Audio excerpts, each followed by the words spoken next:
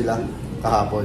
Opo. So, pinuntahan po yung lote po ni Carla at yung lote Kasama niya yung pinapagawang bahay. Oo, kasama niya si Ni Rosan. Jomar. Kasama daw si Roseanne.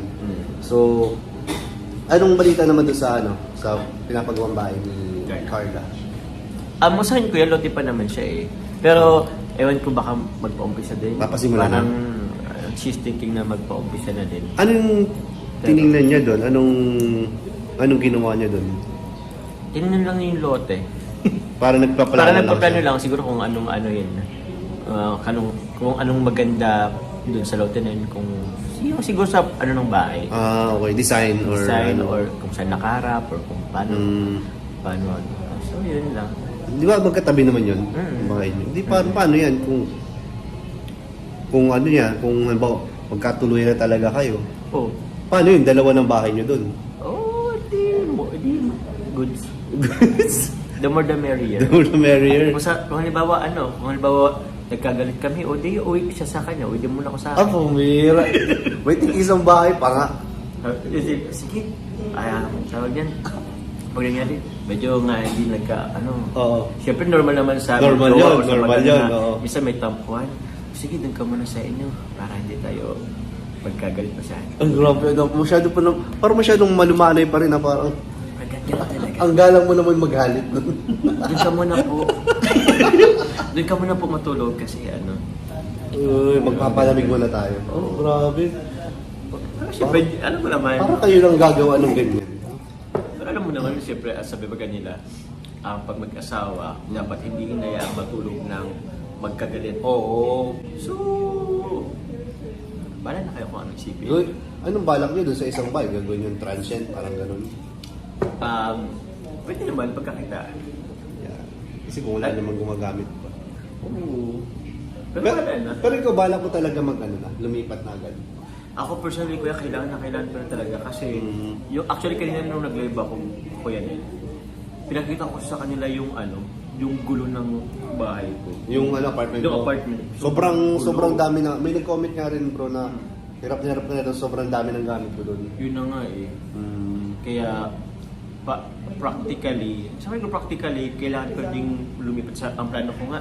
Kasi hindi pa totally mabuo yung bahay.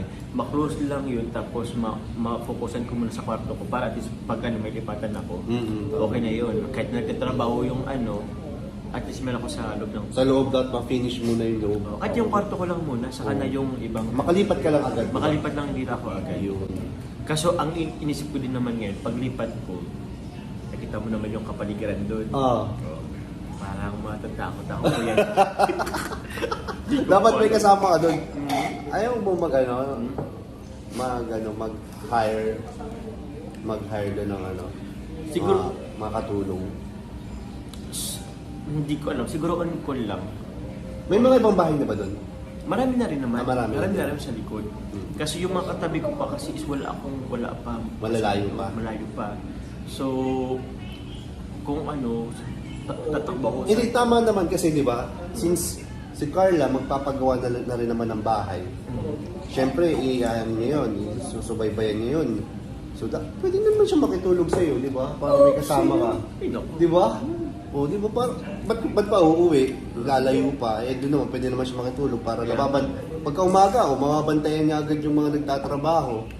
Kaya niya pa ay magbantay eh. Diba? Mag-school naman siya eh. Pero siguro pag hapon. Pag wala lang Pag walang pasok. pasok. Kasi hindi naman araw-araw may pasok. Pa naman din. So, yung bang kay Carla ba na bahay, the same ba? O mas maliit? Gusto compare doon sa bahay mo? Hindi ko po alam.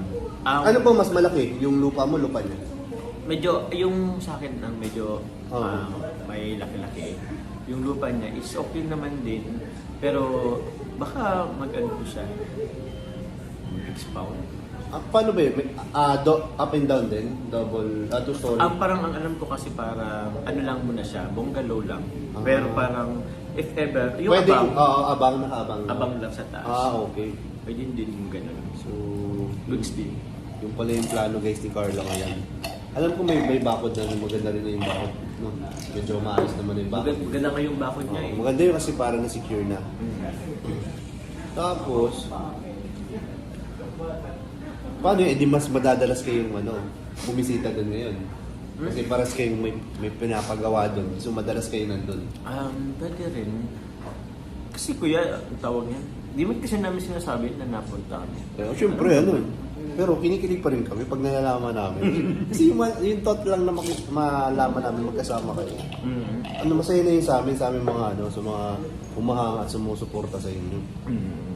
Buti nga ngayon sinabi mo sa amin magkasama kayo kahapon. Kahit pa paano yung pagka-miss namin, dagdagan na naman yung kilig namin. Anyway, pamisma lang po kami mga kalinga, pero meron kayong abangan kasi Ayun this na nga. Valentine's. Ayan na nga. Siguro, Ayan na. pamisma na kami masyado kasi meron naman So mga naghahanap ng jump car.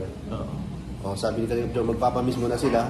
So kung wala kayong marinig or o makita, malaman tungkol sa kanila, is understood na nagpapamiss po sila. So abangan nyo na lang po sa Valentine's episode po ng Jump Car. Ay, grabe na. Ang lapit na petsa na ngayon. Lapit na. 4, 5? Anong petsa na ngayon? 5 na ngayon. 5 ngayon, February 4 po. February 4. 4 pala. Malapit na yun. Malapit na din. So, abangan natin guys kasi extraordinary po itong mangyayari ito. Ayan. So, bro, thank you so much. Thank you. Yan, tinanong ko lang kung po? totoo yung nagkita kayo kahapon and kung anong ginawa ninyo. So, kaya po, na-share lang po namin sa inyo yung latest happenings po si Jump Car. So, simula ngayon guys, magpapamiss muna daw sila. Sana maintindihan ninyo. Okay? So, Intindihan niya. thank you po. Thank you guys. Bye-bye muna po. God bless. Yan, see you next vlog. Ayan, miss namin ang Jump Car.